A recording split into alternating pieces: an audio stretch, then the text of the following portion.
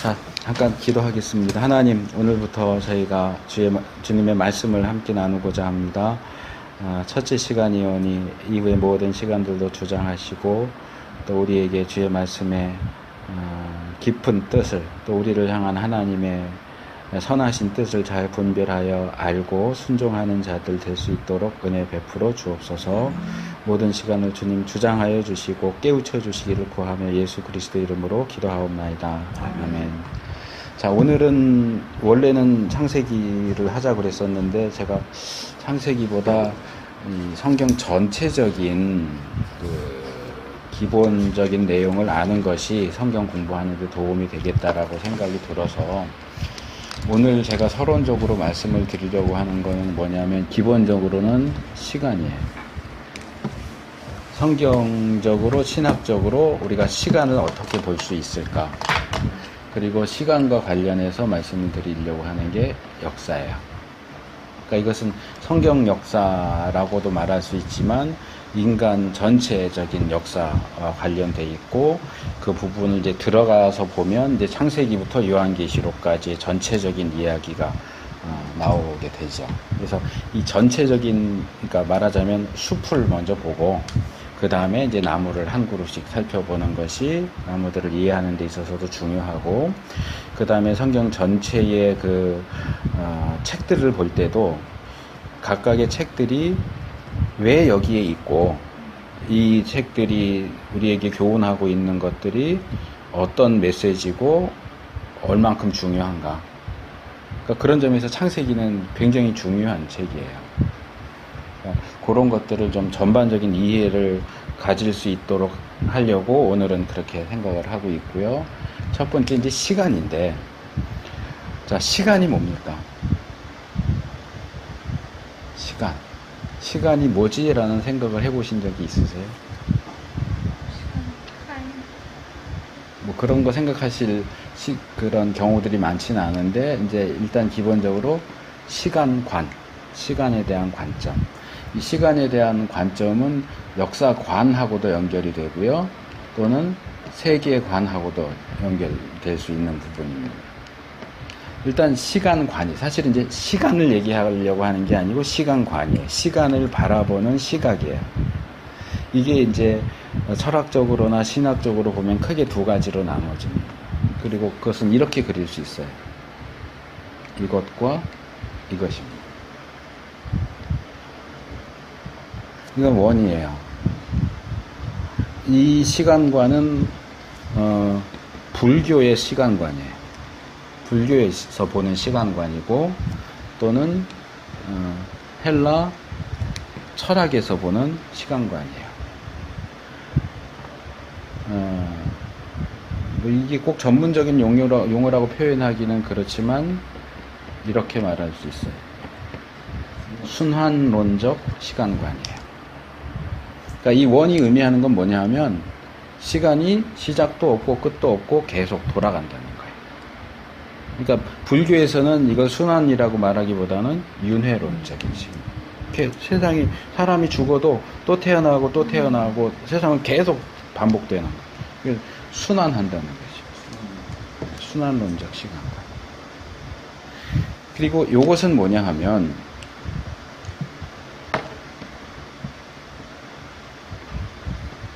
목적론적 시간관이에요. 이거 왜 목적론적이라고 표현을 하느냐 하면, 기본적으로 이 시간관은 시간이 시작이 있고 끝이 있다고 하는 거예요. 그래서 이 시간은 그냥 계속 흐르는 게 아니고, 반복되는 것이 아니고, 이 목적 지점을 향해서 흘러간다. 목적을 가지고 시간이 흘러간다 라고 하는 의미에서 목적론적 시간관이라고 해요. 이것은, 그러니까 이게 불교의 시간관이라고 하면, 이거는 말하자면 유대교 또는 히브리적 시간관이에요. 그러니까 뭐 요즘에만 그런 게 아니고, 뭐 예전부터도 그랬지만은 그 자살하는 사람들이 뭐 젊은 애들이나 그런 애들이 이제 다음 세상은 더 좋은 세상이 뭐가 없는 세상에서 태어나기를, 그건 이거예요. 순환론적 시간관. 한 바퀴 돌았는데, 돌다가 중간에 힘들어서 빠져나왔는데 그 다음에 다시 또 들어와 갖고 뭐 시험이 없는 세상에서 뭐가 없는 세상에서 그리고 또 계속 또 삶을 계속 하겠다는 건데, 성경적인 유대교적인 또는 히브리적인 시간관에 의하면 이렇게 순환되는 시간이라는 건 존재하지 않는다는 거예요. 이렇게 살다가 중간에 이탈했으면 그걸로 끝이에요. 다시 이 시간대로 들어올 수가 없어요. 또 다른 시간이라는 건 없어요. 순환되지 않아요. 그러면 이제 여기서 아까 유홍 형제가 조용하게 한마디 했는데, 기독론적인 세계관이라고 하는 건 뭐냐, 이 두 개가 합쳐진 게 기독론적인 세계관. 그러니까 이제 기독교, 이게 목적론적인 세계관은 이게 불교, 최 목사님 그러셨네. 기독교 그랬는데, 기독교는 이건 유대교 히브리적인 세계관이고, 기독교적인 세계관은 이렇게 되고요. 이렇게. 그러니까 이게 이제 기본적인 개념이라고 한다면, 이것을 성경적인 시간관과 연결시켜서 보면 여기서 얘기하는 것을 그대로 가져오진 않고 기본적인 개념만 가져오는 거예요. 이 원은 순환한다는 의미도 있지만 우리는 이걸 순환으로 보지 않고 기독교적인 시간관으로 바꿔서 말했다면 영원을 상징하는 것일 수 있어요. 시간도 없고 끝도 없고 계속 흘러가는 거예요. 자, 이 원의 시작 지점이 어디 있어요? 원을 그릴 때는 처음 찍는 점이 시작점이겠죠. 그래서 삥 돌려서 하면 시작점에서 끝점이 만나지만, 이걸 이제 시간과 관련해서 말할 때 영원이라고 하는 것은 이 영원을 가리키는 표현이 많아요. 근데 특별히 이제 영어로 얘기를 하자면, 영원 뭐 있습니까? 3가지 정도 단어가 있는데. 영혼이요? 영원.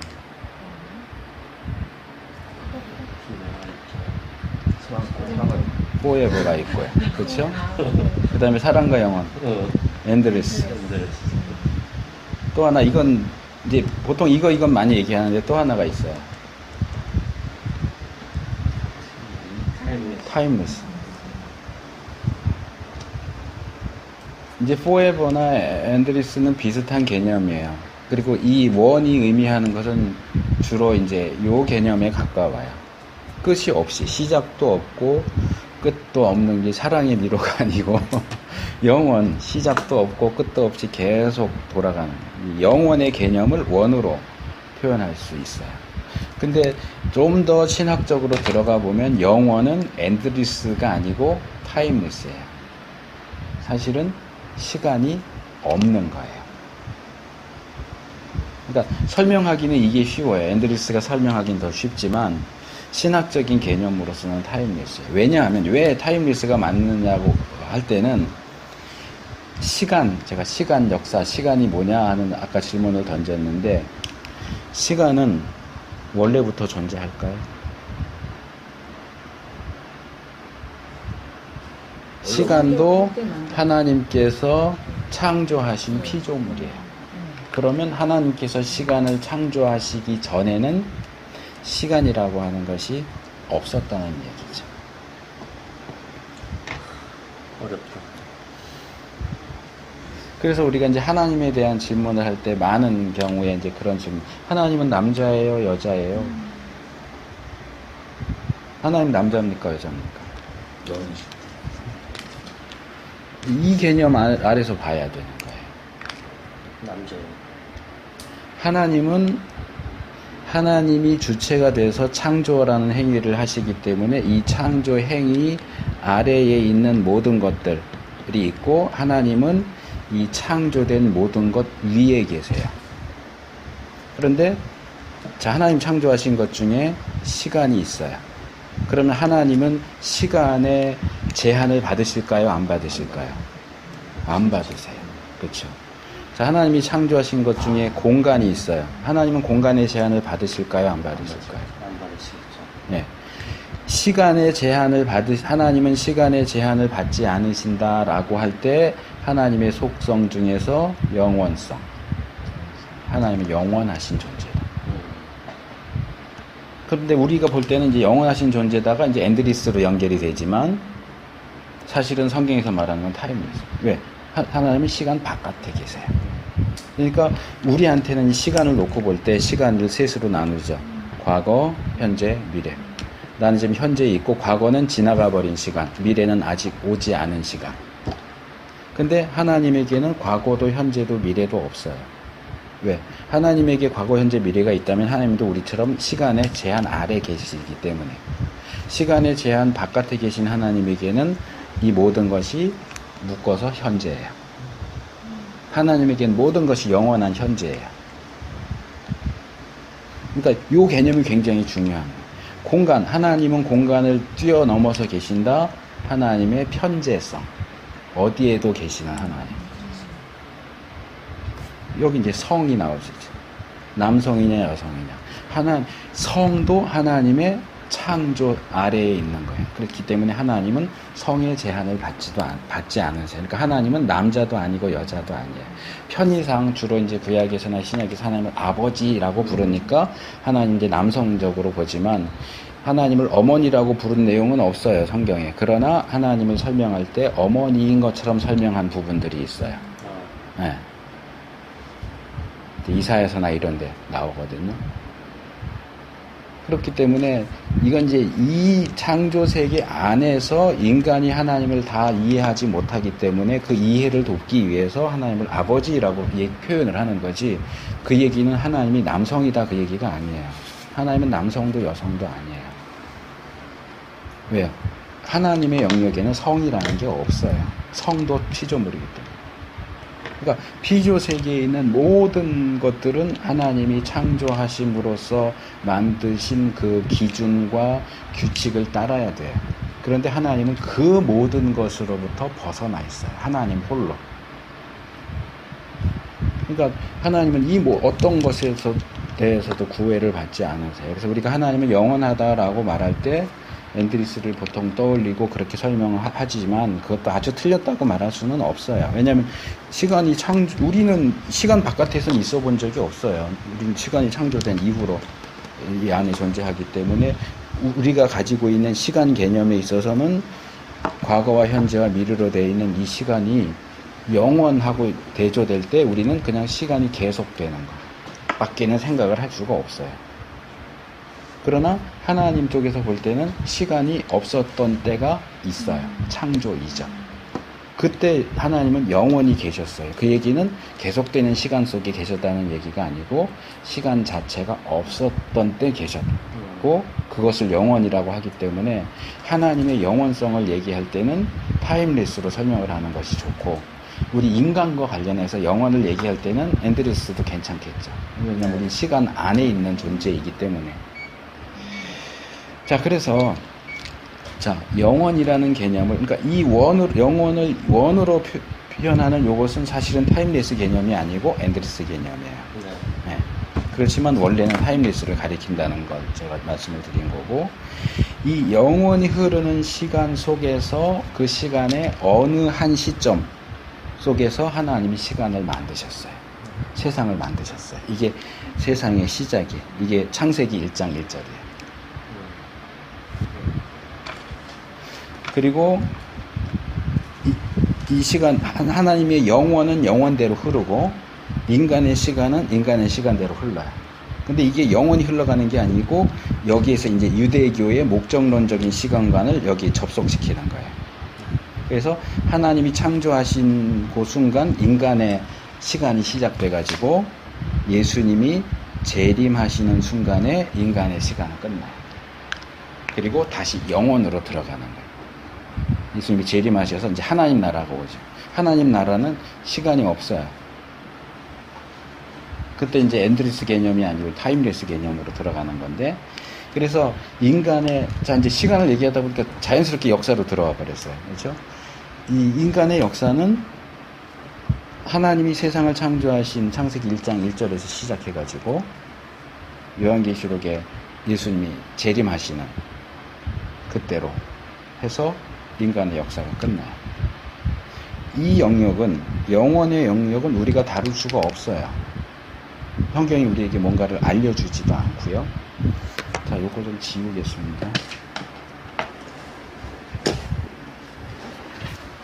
요 부분은 조금 확대해갖고 다시 잘 안 지워지네. 큰일 났다. 할게요. 또 스프레이 좀.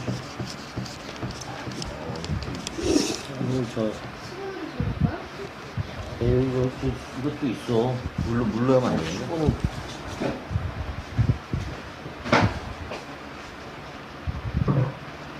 아, 손을 빨리 움직이니까 지워지는데. 저기 뒤에 물 좀 주세요. 물 넣어야 돼? 이건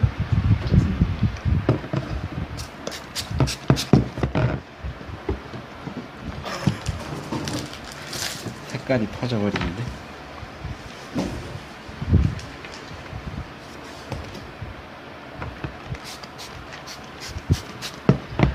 준비해 놓겠습니다. 다음까지. 아니요, 오늘만 이게 쓰는 게 필요하고 다음에는 뭐 쓰는 거 없어도 괜찮아요.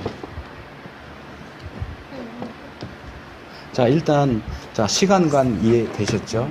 순환론적 시간관, 목적론적 시간관. 그러니까 순환론적 시간관은 헬라 철학이나 불교에서 말하는 그런 개념이고, 목적론적 시간관은 히브리적 시간관이고 유대교적 시간관이다. 근데 이 순환론적 시간관을 영원으로 보고 목적론적인 시간관을 그 사이에 이렇게 결합시켰을 때 기독교적인 세계관을 말할 수 있다. 그래서 여기다 이걸 말씀하시는 게 저희한테 어떤 그게 도움이 돼요? 자, 이제 제가 이 부분을 설명할 건데요. 이제 이 부분까지 설명을 들으시면 돼요. 자, 여기 큰 원이라고 생각하고요. 네. 자, 여기가 창세기 1장 1절이고요. 이렇게 예수님의 재림이에요. 네. 자, 이 부분을 다시 그리면 이런 그림이 됩니다. 그러니까 요약해서 그릴 때는 이렇게 되는데 실제로 그리면 요런 그림이 돼요. 자, 여기 중요한 사건이 창조예요.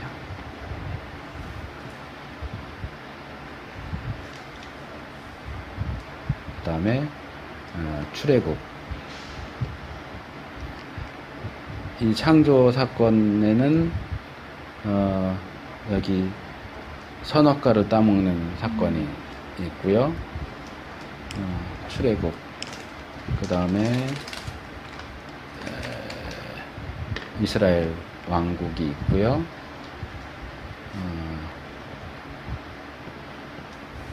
포로. 중간기. 그 다음에 예수 그리스도 초림. 이게 너무 저기겠다. 이만큼 와야 되겠다. 재림.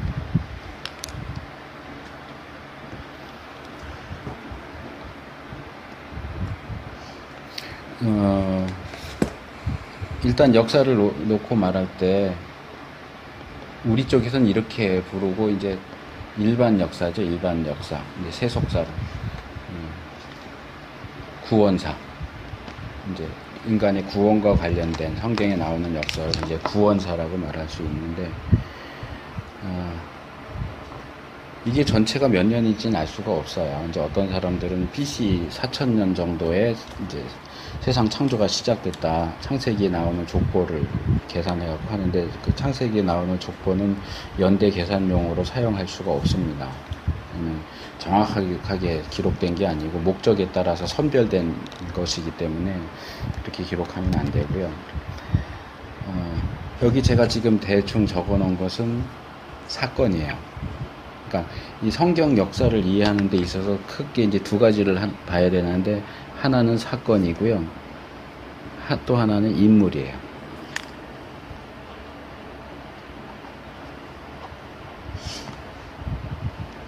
그러니까 처음에 인간 창조에서 나오는 중요한 인물은 아담이죠. 아담. 그 다음에 창세기에 나오는 이 뒤 후반부에 나오는 4명의 인물이 있어요. 그렇죠? 아브라함, 이삭, 야곱, 요셉. 출애굽기에는 모세와 여호수아가 이제 짝을 이뤄서 나오고요. 그 다음에 여기 이제 다시 나누면 이제 여기는 사사시대. 그죠? 여기에 사무엘이 나오고 사무엘이 왕을 세운 사울 그리고 다윗 솔로몬까지가 이제 나오고 그 다음에 이제 남왕국 북왕국 이렇게 나눠지고요.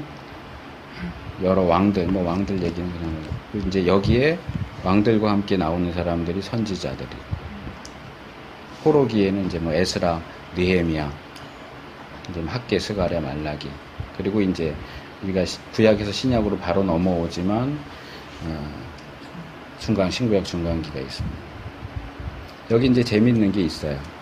일단 이스라엘 역사는 아브라함부터 시작이 되기 때문에 이스라엘 사람들이 아브라함을 자기들 조상으로 보죠.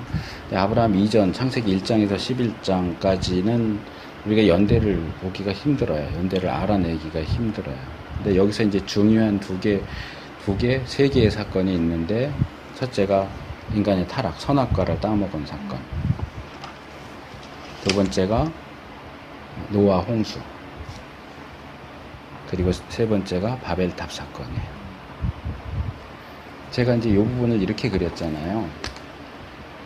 이 시간의 흐름이고 사건이 시작돼서 점점 커지다가 끝나면 다시 그 다음 사건이 이런 식으로 지금 역사가 그러니까 아담과 하와를 만들었고 선악과 따먹으면서 상황이 끝나요.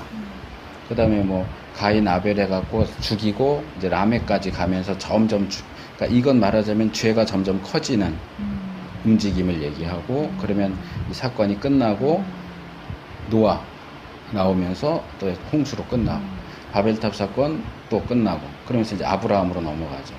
그러니까 구약은 대충 이런 식으로 창세기 1장에서 11장 내용은 대충 이런 식으로 흘러요.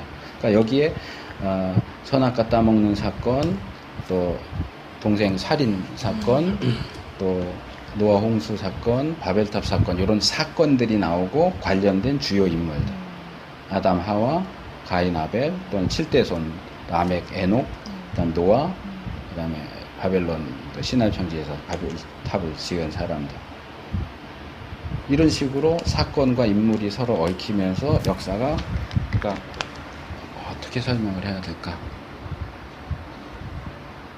어쨌든 이제 특별히 노아 홍수나 바벨탑 사건 같은 가인 이후도 그렇지만 악이 점점 증가해요. 악이 점점 이렇게 그러니까 영화 같은 데 보면 나오는데 산꼭대기에서 돌 하나 떡 던지면 눈 사이 덮인 산에서 이렇게 굴러가면서 점점점 눈덩이가 커지잖아요. 그러니까 점점점 커져요. 그러면 하나님이 가만 놔두시는 게 아니고 처음엔 가만 놔둬요. 그러다가 탁 막아요. 그러면 일단 1막 끝. 그리고 2막이 시작되면 또 돌 던져갖고 이렇게 커지면 또 하나님 또 탁 막으시고. 그러니까 창세기 1장에서 11장까지가 말하자면 결국 요 4개의 사막으로 되어 있는 이야기다 이렇게 볼 수 있는 거예요. 창세기 1장에서 11장. 근데 이제 이렇게 자세하게 다 설명할 수 없으니까 제가 이제 묶어서 만든 거예요. 그러니까 여기까지는 모르고 아브라함 이야기가 중간에 많이 있지만 아브라함 이야기 쭉 나오다가 끊기고 이삭 나오고 야곱 나오고 요셉 나오고 하면서 출애굽기로 넘어오면 모세 이야기로 넘어가죠. 그럼 모세도 이제 120살을 사는데 40살씩 셋으로 나눠진단 말이에요. 그러면 아브라함 이야기가 죄가 커졌다가 끊어져서 된 건가요? 여기는 사실은 묶어서 얘기해요. 예. 이제 4명이 나오지만 이것도 이제 더 깊이 들어가면 더 설명이 필요한 부분이에요. 우리가 4명 얘기하지만 보통 12장에서 50장을 족장사 이렇게 부르는데 사실은 요셉은 족장이 아니에요. 아브라함, 이삭, 야곱까지만 족장이에요. 요셉은 족장이라고 부르지 않아요. 그래서 창세기도 계속 나오고 그 이후에도 나오지만 하나님의 호칭 가운데 아브라함의 하나님, 이삭의 하나님, 야곱의 하나님 그러지만 요셉의 하나님은 안 나와요. 근데도 마치 그 족장들, 3명의 족장들과 어떤 대등한 위치에서 요셉을 얘기해요. 요셉을 얘기하는 이유가 있어요. 왜냐하면 요셉 이야기가 나오지 않으면 자 우리가 여기서 이제 여기 사사기 들어갈 때 전까지 여호수아까지 얘기했지만 창세기부터 신명기까지 모세 오경이라고 한단 말이에요. 모세오경은 순서가 이렇게 돼 있기 때문에 우리가 창세기부터 읽어요. 그런데 사실은 창세기부터 읽는 것에는 어떤 함정이 있어요. 우리가 자기도 모르게 빠지게 되는 함정이에요. 이 다섯 권의 책을 읽는데 기본적으로 내가 어디에 서 있느냐, 어디서부터 읽어야 되느냐 하는 문제예요. 모세오경 누가 썼습니까? 이거 학문적으로는 논의가 많지만 일반적인 얘기를 한 모세가 썼어요. 모세는 언제부터 살았습니까? 출애굽기부터 살았죠. 모세오경은 모세가 썼어요. 언제 썼는지 정확히 모르지만 어쨌든 출애굽 사건 이후로 신명기 모압 평지에 이를 때까지 그 기간 중간중간에 썼겠죠. 그러면 출애굽기까지 좋아요. 그럼 창세기는 모세가 하나도 본 것이 없는 얘기예요. 그리고 모세가 이 출애굽 과정, 가나안 땅에 들어가기 전까지의 40년이죠, 사실은. 이 40년 기간 동안에 모세오경이라고 하는 책을 쓰는 이유는 이스라엘 사람들이 그것을 보게 하기 위해서예요. 그런데 그 이스라엘 사람들이라고 할 때에 그 이스라엘 사람들이 시작하는 출발 지점이 어디냐 하면 출애굽이에요. 그렇죠. 그러니까 이런 거죠. 이스라엘이 이스라엘이라고 하는 어떤 자기 정체성을 깨닫는 순간 이미 자기들은 애굽 땅에서 노예로 살고 있는 거예요. 근데 어느 날 갑자기 모세가 와서 우리 나가야 된다. 우리가 왜 여기 이렇게 우리 가야 될 때가 있어. 우리가 돌아가야 하는 본향이 있어. 그러면 너가 뭔데? 우리가 왜 거기 가야 되는데? 우리는 왜 여기 있는데? 거기에 대한 회고적인 설명이 창세기인 거예요. 우리가 누구냐? 우리가 왜 여기 와 있냐? 우리가 왜 노예로 살고 있느냐? 거꾸로 가면 요셉 때문에 내려온 거예요.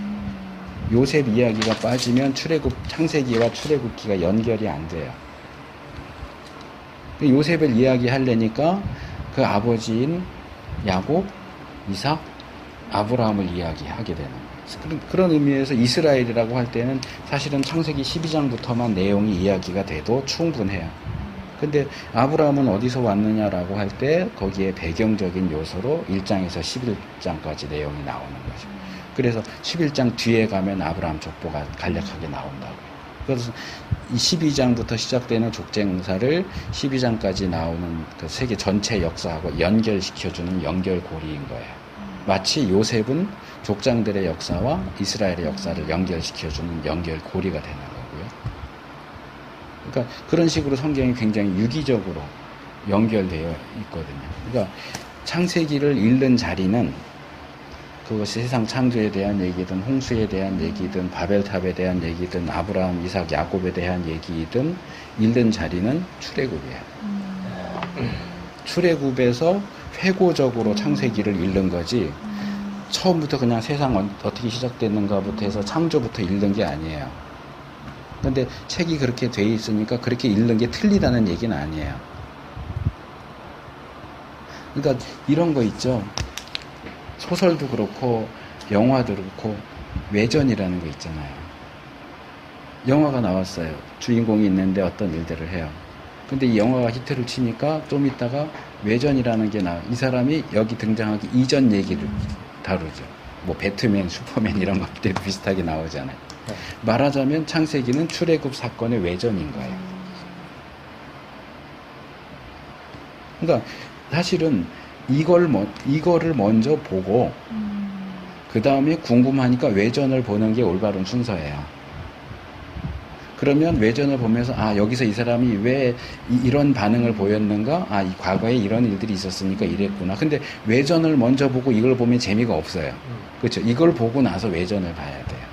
그러니까 출애굽기부터 보면서 나중에 외전으로 창세기를 보는 게 사실은 그게 올바른 순서예요. 근데 우리는 창세기부터 들어가 버린단 말이에요. 그러니까 출애굽기나 이런 광야 사건 보면서 안식일 뭐 이런 안식일 얘기가 창세기 2장이 나오잖아요. 근데 그렇게 연결이 안 되고 우린 그냥 이미 외전에서 봤어. 그러니까 이걸 보면서도 이 사람 왜 이러지라는 질문을 던질 수가 없는 거야. 왜? 이미 다 알고 있으니까. 근데 이 순서가 이게 1번이고 이게 2번이어야 이야기의 흐름이 재미있게 읽을 수 있는 것처럼 출애굽이 1번이고 창조가 2번으로 읽어야 그게 사실은 제대로 된 순서거든요. 그게 왜 저렇게 했어요? 시간 순으로 배열을 한 거죠. 시간 순으로. 시간 순으로. 그러니까 우리가 읽기는 창세기부터 읽어도 이 창세기의 기록은 출애굽 사건의 기초에서 쓰여지고 있다. 출애굽 사건이 벌어진 모세 시대가 서 있는 자리다. 그러니까 모세가 회고적으로, 회고적이라고 해도 모세도 자기가 직접 경험한 건 아니니까 하나님이 계시해 주신 내용이나 전의 내용들을 가지고 이제 창세기를 쓴 거죠. 그러니까 이제 이렇게 이 순서로 보느냐 이 순서로 보느냐의 차이예요. 둘 다 보는 거니까 보는 건 상관은 없지만 그래도 조금 더 흥미진진하게 의미 있게 보려면 이 순서가 더 좋다는 거고, 제가 창세기를 그냥 창세기부터 들어가기보다는 출애굽이라는 사건을 염두에 두고서 보는 게 좋다라고 얘기하는 건 그런 의미입니다. 조금 더 재미있게 극적인 요소를 영화에 나오듯이 그렇게 보려면 출애굽도 보고 창세기를 보면 그게 더 좋죠. 이해가 더 잘 되겠네요. 그렇죠. 그러니까 이제 어려운, 이제 이건 신학생들이나 보는 책이지만 이제 세일 해머라고 하는 사람이 쓴 모세오경이라는 책이 있어요. 2권짜리로 된 거예요. 서술로서의 모세오경, 이렇게 두꺼운 책 2권이에요. 세일 해머. 모세오경. 이거는 제가 기회가 되면 그 신학생들 이렇게 강의할 때 한번 아예 이 책을 교재로 해갖고 공부를 해도 좋겠다 하는 책인데, 이 사람이 여기서 주장하는 것은 전략이에요. 모세가 모세오경을 쓸 때 어떤 전략을 가지고 이 책을 썼느냐. 그러니까 창세기부터, 그러니까 상하 2권으로 돼 있는데 상권의 한 절반 정도는 이 전략에 대한 설명이에요. 그리고 이제 하권은 창세기, 상권의 마지막 부분은 창세기, 그 다음에 하권은 출애굽기부터 신명기까지인데, 이건 주석이 아닌데 하면서 예를 들면은 선과 악이라고 하는 주제가 창세기 2장의 선과 악을 알게 하는 나무부터 해가지고 창세기 전체에서 선악이라는 주제가 어떻게 흘러가고 나머지 오경책에서 선악이라는 주제가 어떻게 연결되고 있는가, 이런 것들을 찝어주는 거예요. 저는 좀 잠깐 막 생각나서 막 말씀드릴게요. 성경에서는 그 선과 악의 사과나무를 따먹지 말라고. 사과나무는 아니고. 그 뭐입니까? 열매를 먹지 말라고요. 짧게 나와요. 근데 그 짧은 거에 비해서 뒤에 그 데미지를 받는 건 어마어마하거든요. 그렇죠. 그저 놀랬어요. 그냥 그렇게 힘들고 데미지 많이 받을 걸 먹지 말라고 여러 번 얘기를 해주시든지, 정말 좀 전조적으로 깔아주시든지 이랬으면 좋겠는데, 아주 짧게 나오는데 뒤에는 엄청나게 그것 때문에 많은 변화가 일어나고. 짧게 나오기는 하는데 히브리 원문으로 보면 굉장히 강하게 나와요. 짧고 강하게. 먹는 날에는 내가 정령 죽으리라. 죽는다. 히브리 표현으로 죽고 또 죽는다. 그러니까 이제 그건 창세기 본문 내용이니까 우리가 창세기를 할 때 좀 다시 다루고요. 어쨌든 이런 식으로 몇 가지 주제들을 모세가 창세기부터 신명기까지 어떤 식으로 엮어 놓았는가, 그걸 주로 살펴요, 이 책에서는. 그런 점에서 도움을 많이 받을 수가 있어요. 우리는 읽으면서 그냥 쭉 읽어 나가거든요. 근데 이제 대표적인 게 이제 선악인데, 이게 요셉 이야기도 나오고 마지막에 신명기에도 내가 내 앞에 선과 악을, 복과 저주를 넣는 선악의 주제가 창세기부터 신명기까지 계속 흐르고 있어요. 그러니까 마치 이제 추리소설 생각을 하시면 그런 거 있잖아요. 이제 비밀이라고 할 때 미스테리가 있고 시크릿이 있어요. 시크릿과 미스테리가 어떻게 다릅니까? 둘 다 비밀은 비밀인데 미스테리는 드러난 비밀이에요. 시크릿은 숨겨진 비밀이에요. 예를 들면, 자, 이게 다 보셨지만 제가 이렇게 가렸어요. 제 손 밑에 뭐가 있을까요? 제가 만약에 아무에게도 안 보여준 상태에서 이렇게 가리고서 이게 여기 뭐가 있을까요? 요건 시크릿이에요. 요것을 이렇게 제 손을 치우면 보고 아 여기 카누가 있네 하고 다 알 수 있어요. 근데 미스테리는 뭐냐면 이게 여기 던져져 있어요. 이게 뭘까요? 아무도 몰라 이게 뭔지. 그러니까 뭐 홈즈나 이런 거 보면 거기 뭐가 있어요. 근데 다른 사람은 아무도 몰라요 그게 뭔지. 근데 홈즈는 그걸 보면서 이건 뭐 이렇게 돼 있고 뭐 이 모자의 주인은 나이가 몇인데 그게 미스테리인 거예요. 보기는 아무나 다 보는데 그게 뭘 의미하는지를 알 수가 없는 그게 미스테리. 시크릿은 숨겨져 있기 때문에 모르는 거예요. 가리고 있는 걸 치우기만 하면 다 알 수 있는 그런 게 시크릿이고, 그런 점에서 우리가 오세오경을 읽을 때 가려져 있는 게 아니에요. 다 우리 눈앞에 보여요. 근데 그게 뭐가 뭔지를 우리는 모르려. 그냥 쭉쭉쭉 그냥 읽어. 근데 이 책에서는 그 드러나 있는 것이 어떻게 연결되어 있는가를 지적을 해줘요. 그렇기 때문에 상당히 괜찮은 책이에요. 그러니까 추리소설을 쓰는 작가가 머릿속에 다 가지고 있잖아요. 우리는 이제 머리싸움을 하는, 여기서 요렇게 되겠지? 근데 모든 사람들이 보면서, 아, 요건 요렇게 지금 사건이 이렇게 흘러가니까 그 다음에 이렇게 될 거야. 해서 그대로 가면은 그 책과 영화는 별로 인기가 없어요. 사람들이 예상할 수 있는 것을 넘어설 때, 아무도 생각하지 못한 것들이 자꾸 나올 때 반전이 있다고 그러고, 이거 괜찮다라고 하는 거죠. 근데 이게 쓰면서 그때 불쑥불쑥 생각나서 쓰는 게 아니고, 쓰는 사람 입장에서는 그걸 다 계산해서 쓰잖아요. 그게 전략인 거예요. 그러니까 모세가 모세오경을 쓸 때 전략을 가지고 썼다는 거예요. 여기서 요 표현이 나온 건 그냥 나온 게 아니라는 거죠. 의도가 있어서 쓴 거예요. 그래서 요걸 저기 뒤에 가서 다른 책 몇 장 몇 절에서 요 표현을 그대로 쓰고 있다. 근데 우리는 원문으로 성경을 보질 않으니까 표현 자체도 다르게 번역이 되면 전혀 알아챌 수가 없어요. 근데 이제 이분은 그런 점에서 우리에게 도움을 준다고 말할 수 있겠죠. 그러니까 사실은 이제 이 질문에서 지금 여기까지 온 건데, 지금 아담, 가인, 노아, 요 경우는 이게 딱딱 나오지만, 갑자기 단어가 생각이 안 나지? 아브라함, 이삭, 야곱, 이 족장들 이야기는 이렇게 딱딱 분리되지 않아요, 사실상. 지금 4개니까 아브라함, 이삭, 야곱, 요셉 이렇게 얘기하지만 제가 요셉은 족장이 아니라고 그랬죠. 근데 사실 이삭 이야기는 아브라함 이야기 속에 흩어져 있고 야곱 이야기 속에 흩어져 있어요. 이삭 본문은 아브라함은 뭐 예를 들어 12장부터 뭐 몇 장 이렇게 해서 아브라함 이야기가 집중적으로 나오고, 야곱 이야기부터 몇 장, 요셉 이야기도 이렇게 나오는데 이삭 이야기는 없어요. 거의 없어요. 여기에 몇 개 흩어져 들어가고 여기 몇 개. 그러니까 이삭은 족장은 족장인데 이 위치가 상당히 미미해요. 이삭을 이렇게 단독적으로 별로 다루지 않아요. 그렇기 때문에 요 도식을 여기에 그대로 적용하기는 어려워요. 근데 전반적으로, 그러니까 여기는 그냥 크게 이렇게 말할 수도 있을 것 같고, 그러니까 이게 이제 깊이 들어가는 거, 요약적으로 표현하다 보면 이제 아무래도 단순화가 되니까, 이 단순화시키는 부분에서 여기도 더 들어가면 또 다른 이야기가 나올 수 있지만, 단순화시켜서 그렇게 할 때 이 창세기가 1장에서 11장, 그 다음에 12장에서 50장 이야기가 전반적으로 이렇게 가는 거예요. 결국 그래서 창세기는 어떻게 끝나요? 이스라엘이, 아브라함의 자손들이 애굽으로 내려가는 걸로 끝나고, 출애굽기는 그들이 애굽에 내려온 이야기로 시작이 되죠.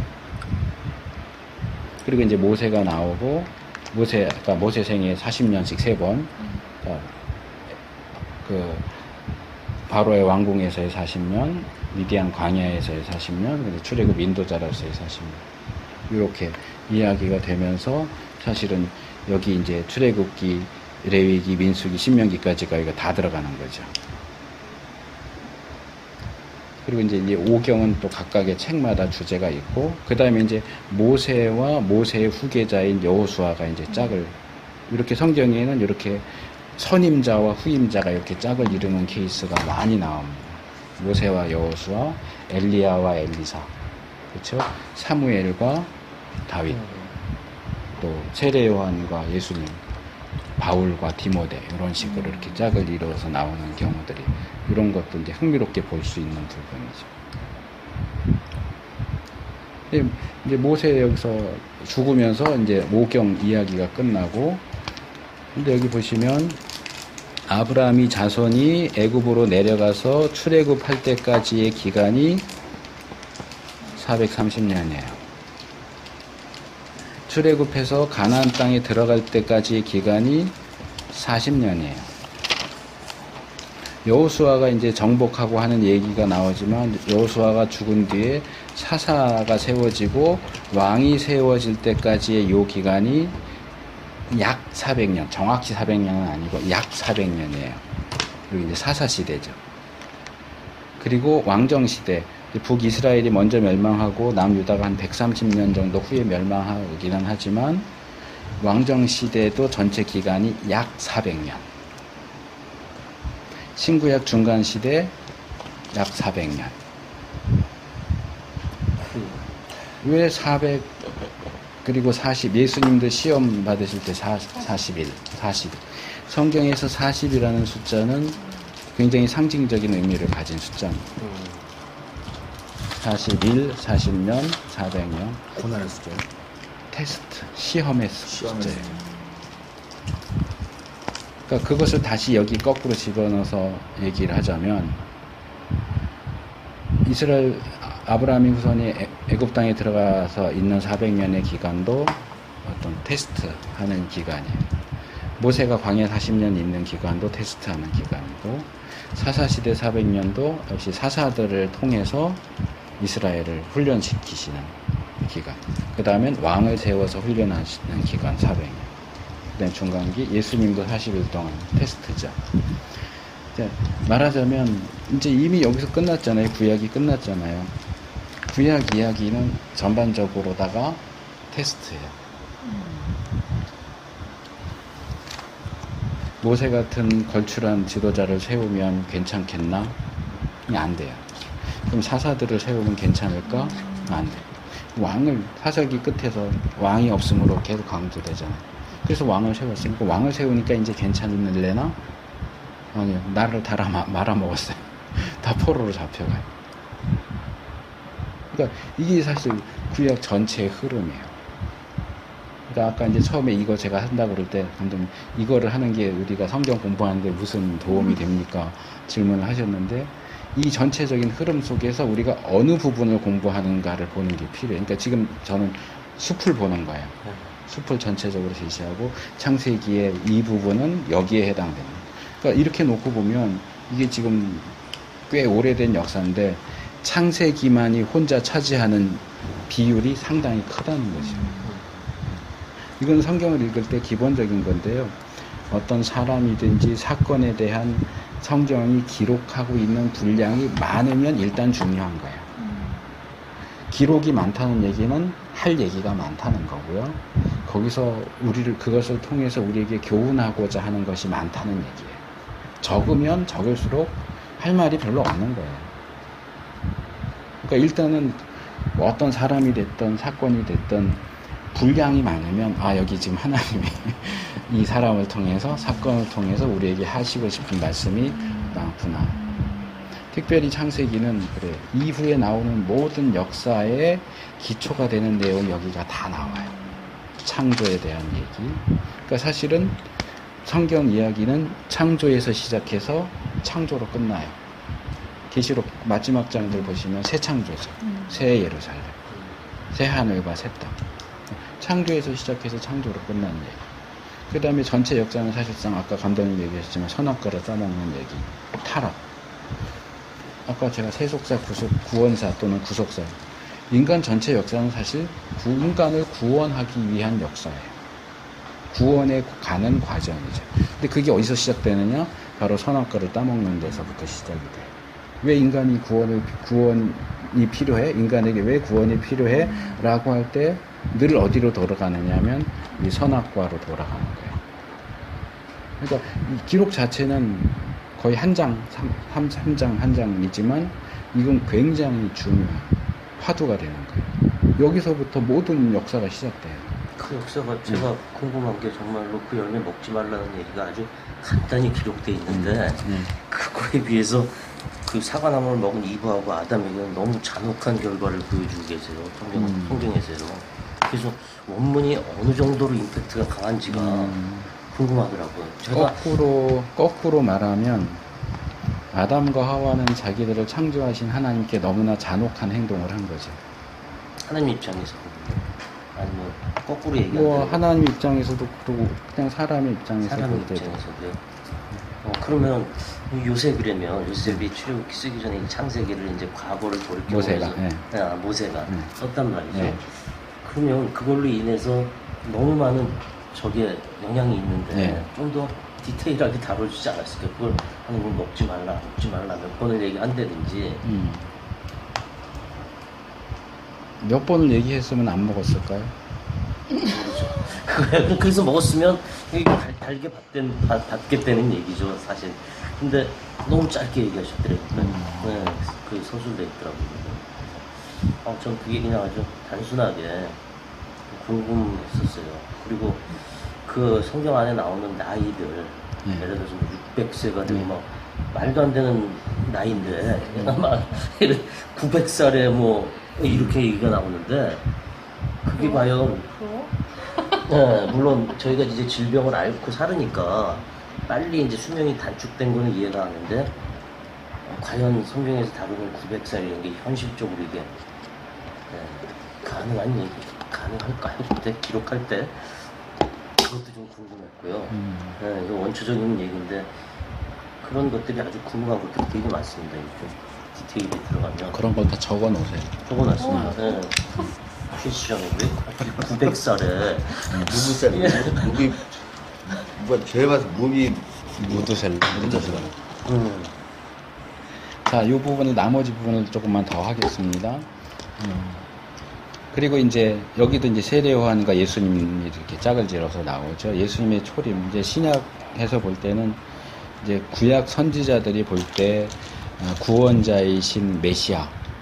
근데 메시아는 히브리어고 이제 그리스도는 헬라어의 같은 단어예요. 기름 부음 받은 자인데 이제 구약 선지자들이 볼 때는 이게 지금 조금 어려운 용어를 제가 하나 소개를 해야 되겠는데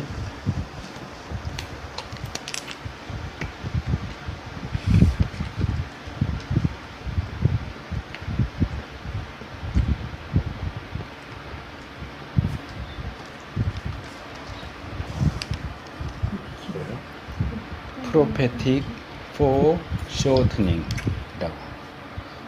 이것을 이제 그 백석 때 지금 계시는 유호준 교수님이 처음 이제 번역을 후쿠마라고 하는 미국 교수님이 이 용어를 이제 중요하게 쓰셨는데 예언자적 원근 통시법이라고 번역을 했어요. 그러니까 용어는 어려운데 이제 의미를 생각하시고 보시면 for는 멀리 본다는 거고 short는 짧게 본다는 이거예요. 자, 산이 이렇게 두 개가 있어요. 그런데 우리가 이제 운전을 해서 가다 보면 고속도로를 달리다 보면 저기 멀리 산이 있어요. 근데 멀리 보니까 이제 산이 이렇게 있는 걸로 봤는데 점점점 가까이 보니까 그게 산이 하나가 아니고 여러 개가 이제 겹쳐 있는데 멀기 때문에 하나로 한 덩어리로 보이는 거죠. 그게 이거예요. 예언자들은 예수님의 초림과 신약에 와서 보니까 예수님이 두 번 오세요. 한 번 오시는 게 아니고 초림으로 한 번 오시고 재림으로 한 번 더 오시죠. 두 번 오시죠. 근데 예언자들은 그들이 서 있는 자리에서 예수님 이 그리스도의 오심을 바라볼 때 너무 멀리서 봤기 때문에 초림과 재림에 대한 구분이 없어요. 그냥 메시아가 오신다. 그래서 그냥 메시아의 오심에 대해서 예언을 하는데 그 예언 가운데는 이제 신약 이후에 살고 있는 우리가 볼 때는 요건 예수님의 초림에 대한 얘기고 요건 예수님 재림에 대한 얘기인데 막 섞여 있어요.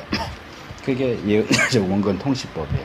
그러니까 메시아들이 볼 때는 예언자들이 볼 때는 예수님의 메시아의 오심이 그냥 한 뭉터기로 보였기 때문에 그냥 섞어서 설명을 했는데 실제로 신약에 와서 보니까 예수님의 오심이 두 두 개의 봉우리로 나누어져 있다. 그래서 예수님의 초림부터 하나님 나라가 왔다. 그래서 이 위에 있는 요것은 하나님 나라고 요건 세상 나라예요. 그러니까 과거에는 그런 게 없고 이제 여기서부터 하나님 나라라고 생각을 한 거예요. 근데 예수님의 초림으로 이 하나님 나라가 이렇게 땡겨진 거예요. 그래서 원래는 세상 나라가 쭉 가고 예수님 재림으로 여기서 이제 하나님 나라 이렇게 딱 분리되어 있는 걸로 생각을 했는, 구약적으로 볼 때는 그렇게 돼 있는데 신약에서 와서 보니까 예수님의 재림으로써 하나님 나라하고 세상 나라 하나님 나라가 바통 터치하는 게 아니고 예수님의 초림 때 이미 하나님 나라가 와서 공존한다는 거예요. 세상 나라와 하나님, 그러니까 지금 우리가 살고 있는 이 시대예요. 세상 나라와 하나님 나라가, 하나님 나라는 하나님 나라대로 있고 세상 나라는 세상 나라대로. 그럼 이건 포에버 엔드레스 아니면 타임리스? 타임레스가 타임 안으로 뚫고 들어온 거죠. 그러네. 네.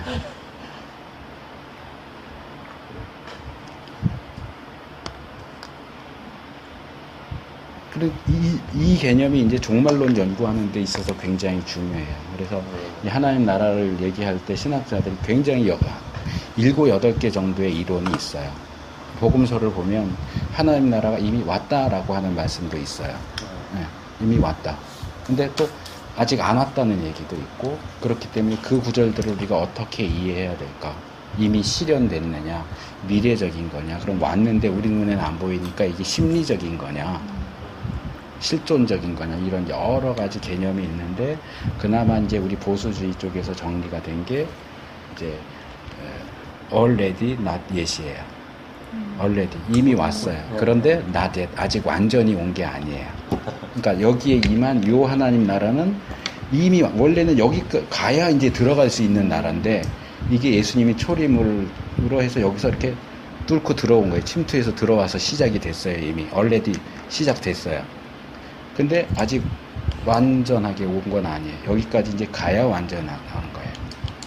그래서 이게 이제 구원 역사, 구원사학파라고 하는데, 이쪽에서 얘기하고 지금은 거의 뭐 상식적인 이야기가 이제 돼버렸는데, 이 얼레디와 난옛은 우리가 성경을 이해하는 데 있어서 굉장히 중요한, 이제 신약을 연구하는 데 있어서 중요한데, 이게 이제 구약으로도 이제 적용이 가능한 부분들이 분명히 있어요. 이제 그렇게 그런 작업을 하는 학자들도 있고요.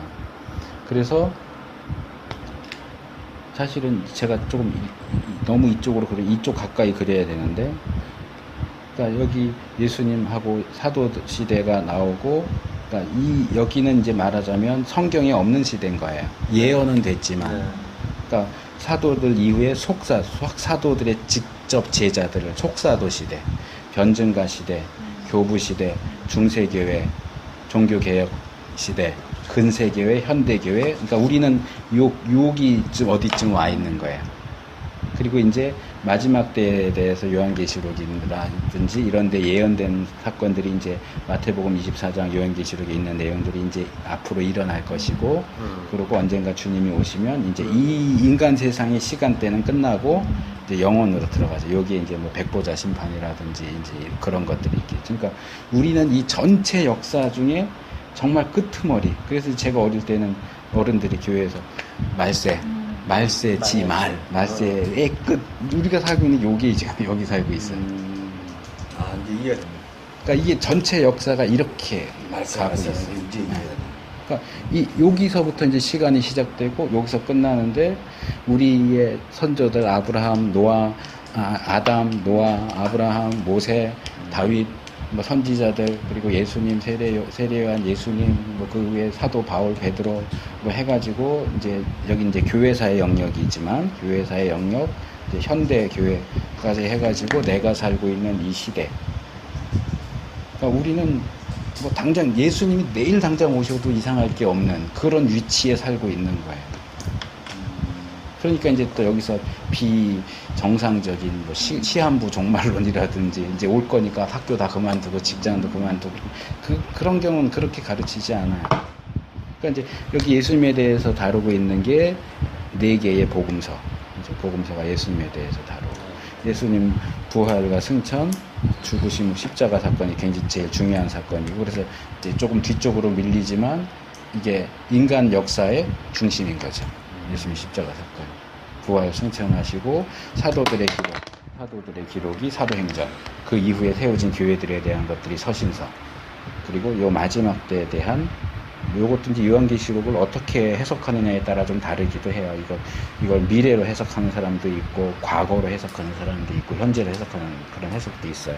어쨌든 그 미래에 대한 부분이 없는 건 아니니까 이제 계시록이 얘기하고 몇몇 복음서라든지 구약 선지서에서 마지막 때에 대해서 얘기한 내용들이 이제 웬만한 예언들은 다 이루어졌어요. 이제 예수님 재림에 대한 것 관련된 것만 이제 남은 거예요, 말하자면. 그러니까 여기에 살고 있는 우리가 이 앞에 수많은 사건들과 인물들을 보고 배우면서 어떻게 살아야 할 것인가. 그러니까 창세기를 배우는 것은 단순히 창세기에 무슨 내용이 있느냐로 끝나는 게 아니고, 이 창세기는 여기에서 살고 있는 나에게 어떻게 살 것을 말하고 있는가로 연결이 돼야죠. 그래서 말씀을 배우는 것은 이제 요 그림은 이제 제가 대학 다닐 때 그 유호준 교수님이 그때 미국에서 공부하고 잠깐 들어오셨었을 때 강의를 한 강좌 했어요. 성경 과목 제목이 꽤 길었는데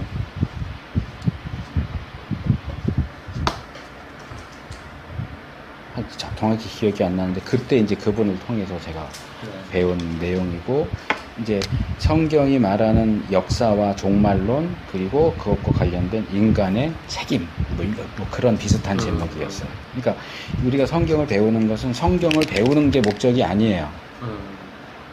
성경이 우리에게 뭐라고 말씀하시는가, 우리가 어떻게 책임 있는 존재로 살 것인가, 지금 여기에서 매일매일의 삶 속에서 이 성경이 가르쳐주는 그 원리들에 따라서 어떻게 생각하고 어떻게 말하고 어떻게 행동하고, 이제 곧 오실 주님의 나라를 바라보면서 우린 뭘 해야 되는가, 그걸로 늘 연결이 되어야 합니다. 그러니까 이 시대도 마찬가지. 계속 이제 사사들의 시대도 뒤로 갈수록 나빠지죠. 왕들의 시대도 뒤로 갈수록 계속 나빠지죠. 그러면서 막을 내리는 거예요. 사사 시대가 막을 내리고, 왕들의 시대가 막을 내리고, 교회의 시대도 사실은 지금까지도 악이 점점, 요즘 같은 시대가 없었잖아요. 그렇죠. 뭐 동성애니 이슬람애니 뭐 영화 곡성 뭐 이런 것들. 근데 사실은 과거에 없었던 건 아니에요. 다 있었어요. 근데 이게 막 극대화돼서 이제 드러나니까, 이게 이제 하나님이 슬레이트 쳐가지고 이제 끝, 여기서 끝하고 하실 때가 가까운 거죠. 그러니까 이럴 때일수록 우리가 뭘 생각해야 되고, 어떤 말을 해야 되고, 어떻게 살아야 되느냐 하는 것에 대한 관심을 가져야 한다.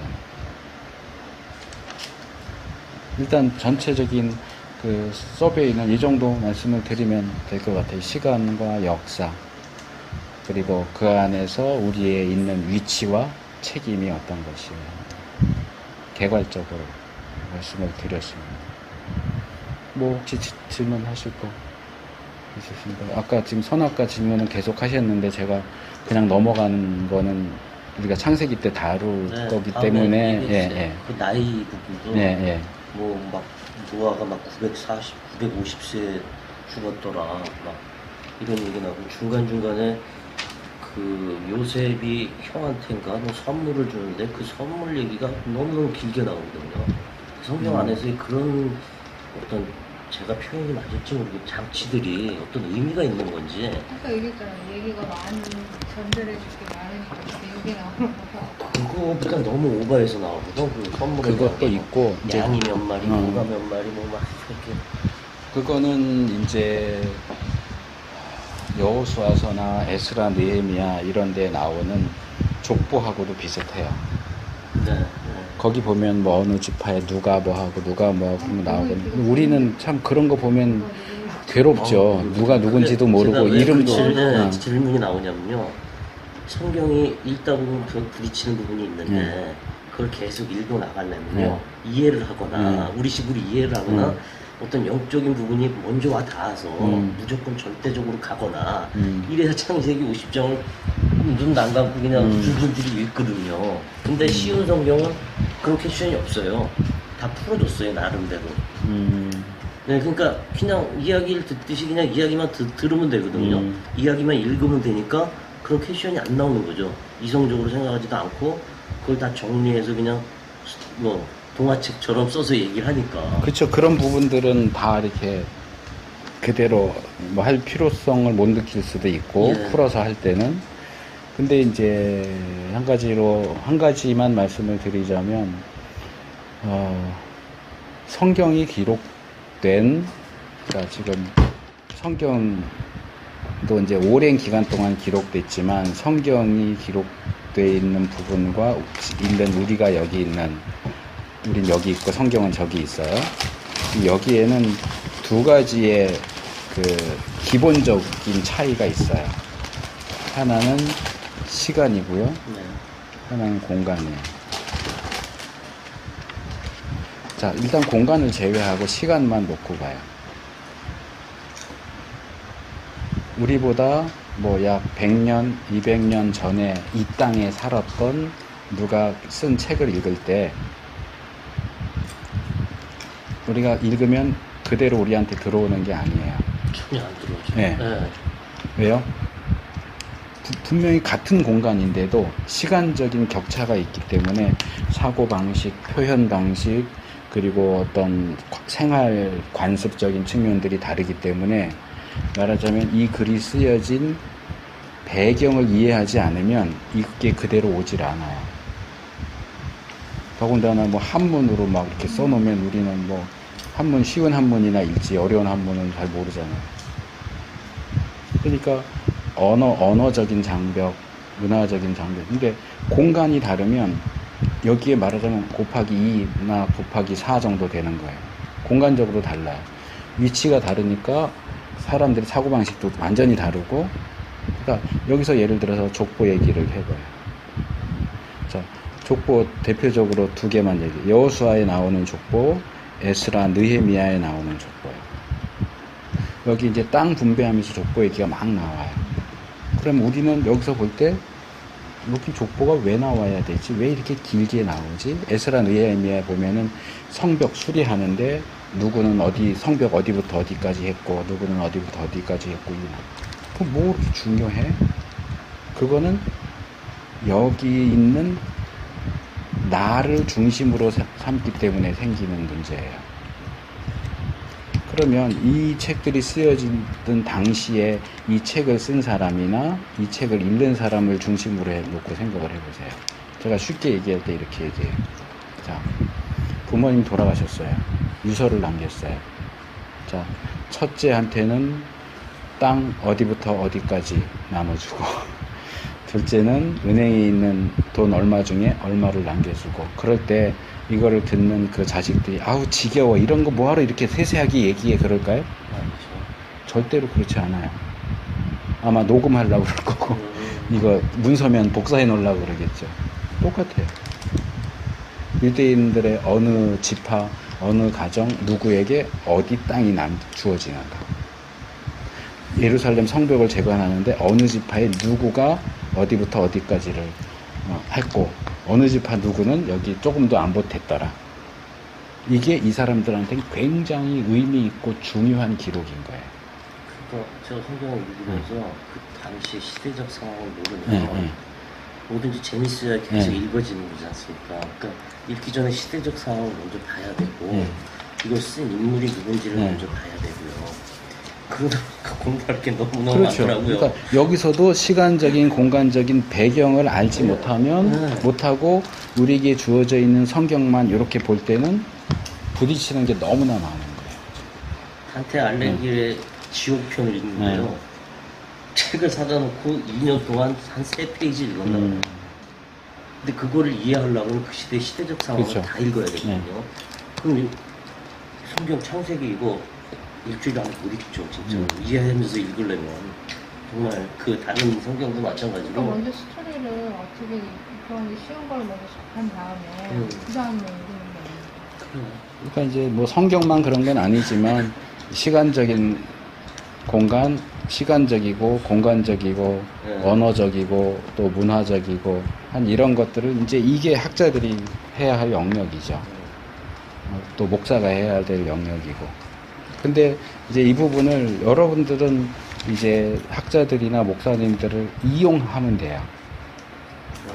그러니까 예를 들어서 언어적인 게 있는데 히브리어를 배우실 수는 없잖아요. 뭐 배우는 게 전혀 불가능한 건 아니지만 또 이제 배워가지고 어떻게 뭐 하겠어요. 그러면 뭐 이건 못하지만 중간에서 이제 목사님들이 또는 그 이전에 이제 학자들이 히브리어를 연구해가지고 본문을 주석하면서 이거는 이런 거다라고 하면 목사님들은 그걸 읽어서 이걸 이제 성도들한테 전해줄 수 있는. 그럴 때 이제 적어도 이 정도 노력은 할 수 있어야 되지 않나요? 목사님이나 또는 이제 그런 책, 그런 내용들을 쉽게 설명해 준 책 같은, 경건서적 같은 거 좀 이렇게 참고해 보면서 네. 여기까지 갈 필요는 없지만 네. 요 정도 선까지는 사실은 노력이 필요해요. 우리가 뭘 할 때 노력도 안 하고 그냥 얻을 수 있는 게 뭐가 있어요? 전문가의 도움을 촬영 기술을 배우려면 와갖고 하루 배워놓고 이제 막 이거 다 하겠다 그러면 웃기는 거 아니에요. 기초부터 배워야 되잖아요. 그러니까 성경을 배울 때도 우리가 그냥 성경 읽으면서 그냥 당연히 알아들을 수 있을 거라고 생각하는 건 그건 당연한 착각이에요. 네. 근데 계속 읽으래요. 아니 근데 계속 읽어야 돼. 읽어야 돼요. 그나마 계속 읽어야 돼. 아니 근데 나도 처음에는 이 구약 원래 신약부터 읽었잖아. 신약이 더 쉬우니까. 그래서 이제 신약 읽다 보니까 또 구약을 해야 되잖아요. 처음에 이제 막 어려운 거야. 누가 누구를 죽고 나오니까 막 골치 아픈 거예요. 그럼 다시 가서 올라가서 보고. 그래서 저도 쉬운 거를 먼저 스토리 일단 이거는 구약은 스토리다 역사니까. 그래서 스토리상으로 이제 책을 빌려서 보고 그리고 나서 이제 성경을 읽으니까 아 내용이 이제 나오더라고요. 그냥 읽어서는 이게 뭐고 저게 뭐고 이러니까 헷갈리니까. 그래서 배경적인 요소를 아는 게 굉장히 중요해요. 네. 배경. 그래서 제가 요즘에 이제 읽는 책 중에 하나가 권영경 교수라고 네. 신약학 교수인데 이분 책은 저도 저기 헌책방에서 겨우 구했어요. 내가 읽는 것을 깨닫느냐라는 책이 있어요. 네가 읽는 것을 깨닫느니. 내가 읽는 것을 이게 이제 그 빌립 집사가 이디오피아 내시가 마차 타고 가면서 성경 사도행전이 나오는 거야. 이제 책을 이사야서 읽는 거 보고 가서 너가 읽는 것을 깨닫느냐라고 물어보죠. 거기서 이제 제목을 따온 것 같은 성경 해석에 대한 건데 이게 복음과 상황이라는 잡지에 연재했던 걸 모아서 냈더라고요. 지금 한 절반 정도 읽었는데 이분은 조금 과격해요. 제 입장에서 볼 땐 좀 과격한 측면이 있는데 그럼에도 불구하고 정말 우리가 성경을 어떻게 읽어야 할지, 성경을 읽으면서 깨닫기 위해서 필요한 게 뭐가 있을지 그런 부분을 너무 잘 얘기를 해주는 거예요. 근데 그런 일반 성도들이 성경을 이해하기 위해서 무슨 해석학 책 이런 것까지 읽을 필요는 없겠지만, 그러니까 두 가지. 저는 두 가지를 말씀드리고 싶어요. 하나는 배경이고요. 배경을 이해하는 거 필요해요. 근데 배경은 성경만 읽어갖고는 충분하지 않아요. 하나는 배경이고 또 하나는 문맥이에요. 근데 이 문맥은 이제 영어로 컨텍스트라고 하는데 이 용어가 굉장히 폭넓게 사용돼요. 사실은 배경도 컨텍스트예요. 그러니까 역사적 컨텍스트는 배경이고요. 문학적 컨텍스트는 우리가 소위 문맥이라고 하는. 그러니까 어쨌든 이 컨텍스트를 아는 건 굉장히 중요해요.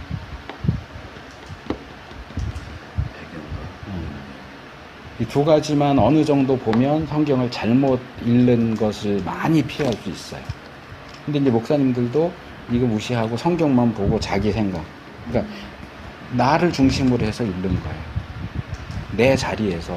이 사람은 어떤 환경에서 자랐고 어떤 사람인지 전혀 관심 두지 않고 그 사람이 말 한마디 딱 했는데 그걸 내 있는 자리에서 내 사고방식으로 풀어요.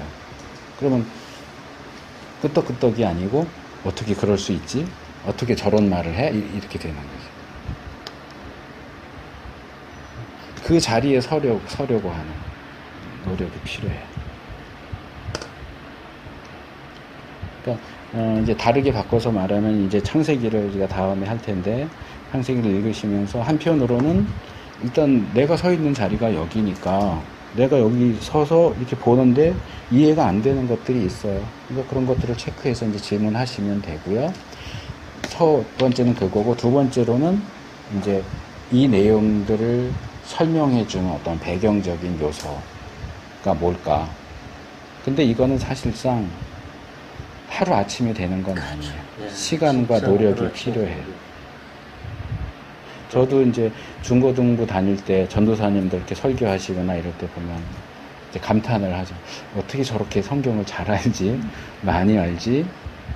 이제 저도 이제 요즘에는 다른 사람들로부터 그런 얘기를 듣는데 뭐 그런 질문을 하는 사람은 없지만 만약에 누가 저한테 비결이 뭐예요? 물어본다면 해줄 수 있는 말은 없어요. 시간과 노력이에요. 계속해서 성경을 읽고 관련된 자료들을 읽고 생각하고 또 모르는 거 나오면 찾아보고 10년, 20년을 그렇게 하면서 쌓아 올려온 거지 뭐 어느 책 한 권 보면 다 돼 그런 거 없어요.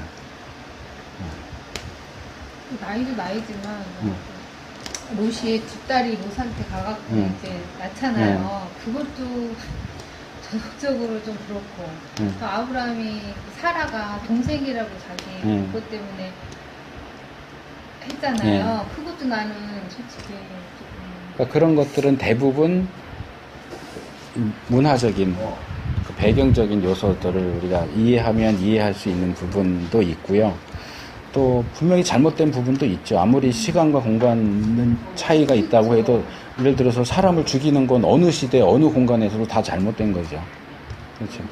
이제 그런 것들이 있고 그런 것들을 이제 분별해내는 것도 필요하죠. 그 제가 믿고 의지하고 사랑의 하나님, 그 하나님을 현 세대 누구한테 알리고 싶고 네. 그리고 전도라는 그런 명칭을 쓰지 않더라도 제가 이성적이든 아니면 학구적이든 뭔가 이해가 돼야 되는 거지 않습니까? 그렇죠. 네. 제가 이해가 안 되고서는 나 하나님 믿으라는 얘기는 도저히 안 되거든요. 그럼 내가 이해가 되려면 결론은 영적으로 이해를 하든지 아니면은 제가 살아온 길에 하느님을 믿을 수 있는 그런 계기가 돼서 그거를 설명해야 되는데 그걸 듣는 사람은 이해가 안 되거든요. 그러니까 저 개인적인 이야기이기도 하고 많은 사람들의 이야기이기도 하는데 전도를 하는데 또는 네가 믿는 하나님을 이야기해봐. 그냥 나 혼자 좋다. 그냥 좋아. 너 들어와봐. 나 좋은 나이트클럽인데 나 쫓아와봐. 이거하고는 틀리거든요. 네, 근데 성경 읽어보라 해가지고 읽어봤는데 현 세대에서는 이해가 안 가는 부분들이 너무너무 많아요. 그러니까 이걸 어떻게 설득하고 지난번에 제가 설명드렸다시피 꼭 전도를 안 하더라도 하나님을 믿을 수 있는 전 단계만이라도 누군가한테 내가 할 수 있다 한다면은 참 제가 이해가 안 되면 안 되는 거죠. 이해하려는 노력은 분명히 필요해요. 이해하려는 노력은 필요하고 근데 이제 이것은 교회 역사 속에서 계속 부딪혔던 문제예요. 사람들이. 그러니까 그래서 나는 이해해야 믿는다라는 사람. 네. 어떤 사람은 믿어야 이해할 수 있다는 이런 두 가지 이제 견해가 계속 되어 왔어요. 근데 이제 둘 다 맞아요. 성경 내용 가운데는 우리가 이해할 수 있는 영역이 분명히 있어요. 근데 내가 노력도 안 하고 읽지도 않았고, 그러니까 이제 성도들이 궁금해하고 하는 것들 가운데 다수는 성경에 다 있어요. 근데 안 읽기 때문에 모르는 것도 있어요. 네. 그러니까 그런 경우는 우리가 이해하기 위해서 노력하면 이해가 돼요. 그래서 성경은 어떤 이제 이 이해라고 하는 것을 어떤 지성이라고 얘기한다면 성경이 반지성적이냐? 그렇지 않아요. 네. 성경은 지성 위에 있어요. 지성에 기초해서 있어요. 그런데 그러면 성경에 있는 내용을 우리가 다 이해할 수 있는 거냐? 그렇진 않아요. 아무리 내가 이해하려고 해도 이해가 안 되는 게 있어요. 그런 점에서 이 성경이 말하는 신앙이라고 하는 것은 적어도 반지성적인 것은 아니고 지성적이지만 그 위에 초지성적인 것도 있어요. 그것은 이해하려고 해도 안 돼요. 그거는 믿어야 되는 영역이에요. 그러니까 이해와 믿음이 같이 가야 되는데, 이제 지금 잘 말씀하신 것처럼 우리가 이 기독교 신앙을 전할 때는 내가 이해한 한도 내에서 할 수밖에 없어요. 이해한 한도 내에서 할 수밖에 없고, 그러나 나도 계속 더 이해하려고 노력을 해야 되고, 그 사람도 기독교 신앙에 들어오면 또 이해 안 되는 요소를 이해해 가려고 계속 노력을 해야 하는 거고, 이해가 안 되는 영역에 있어서는 믿고 기다리고 또, 그러니까 저는 그 부분을 예, 하나님이 역사하시는 부분에서는 사실 이해 안 되는 걸 역사하시거든요. 예, 네, 그러니까 이게 이론적으로 설명이 안 되는 부분에 하나님의 뭐 느낌이라 그럴까? 나한테 이렇게 그런 걸 느끼거든요. 이 영적인 부분이거든요. 어떻게 보면요. 그러니까 이게 영적인 거와 이런 이론적인 것들이 자기가 어떤 기준이 좀 서 있어야 뭔가 전도를 예, 하고 예. 그 이론적으로만도 진짜 안 되는 것 같아요. 그러니까 그런 부분에서 이해하려고 하는 노력은 굉장히 중요해요. 그러니까 이제 칸트가 실천이성, 순수이성 얘기하는 것을 저는 이 기독교 신앙과 연결을 시키는데, 이제 순수이성은 이성의 영역이고, 그 다음에 실천이성은 오성의 영역이라고 그래요. 그러니까 말하자면, 바꿔서 말하면 여기는 우리가 이해할 수 있는 영역이에요.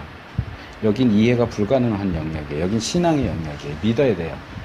근데 이제 문제는 우리의 이해의 수준이 여기쯤 가 있는 게 아니고, 저는 이 정도밖에 안 돼 있다는 거죠. 네네. 그러니까 얼마든지 우리가 노력해서 더 이해할 수 있는 여지가 남아 있어요. 그런데 대부분의 사람들이 이 부분을 질문하면 기도해, 믿음이 없어, 왜 의심해, 그래요. 이 부분은 우리가 이해해서 도달해야 하는 영역이에요. 우리가 지금 이해하고 있는 기독교 역사가 오래되긴 했지만, 우리가 이해하고 있는 영역은 아직도 조금밖에 안 된다고 저는 생각을 해요. 얼마든지 더 노력해서 이해할 수 있는 영역이 있어요. 그런데 어느 영역을 넘어서면 이거는 안 돼요. 예를 들면 삼위일체, 이거는 누구도 설명을 할 수가 없어요. 설명하려고 노력을 계속하지만 설명되지 않아요. 성경은 삼위일체를 설명하지 않아요. 창세기 1장 1절에서 태초에 하나님이 천지를 창조하시니라 그랬는데, 천지를 창조한 하나님이 어떻게 존재하는지 설명하지 않아요. 그거는 그냥 전제해요. 그거는 믿어야 되는 영역이에요.